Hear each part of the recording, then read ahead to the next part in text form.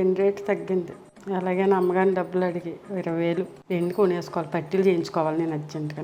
ఎలాగైనా కాకపెట్టి అడిగేస్తాను ఇవాళ. అమ్మగారండి, నాకు అర్జెంటుగా ఒక 20,000 కావాలండి. 20,000? దేనికి దుర్గా ఇప్పుడు నీకు అంత డబ్బు? అప్పు తీర్చడానికండి. ఏంటి అప్పు తీర్చడానికా? అంటే పాత అప్పు తీర్చడానికి మళ్ళీ కొత్త అప్పు చేస్తున్నావా? రేపు ఇది తీర్చడానికి ఇంకొక అప్పు చేస్తావా? అలా చేయకూడదని ఎన్నిసార్లు చెప్పాను నీకు? నేను ఫీజు అండి, ఎప్పుడు అడగలేదు కదండి, ఇది ఒక్కసారేనండి. ఏంటమ్మా ఎప్పుడు అడగలేదా? పోయిన నెల అడిగావు, 2 నెలల ముందు అడిగావు, సంక్రాంతికి అడిగావు, దసరాకి అడిగావు, ప్రతి పండగకి అడుగుతానే ఉన్నావు కదా, ఎప్పుడు అడగలేదంటావేంటి?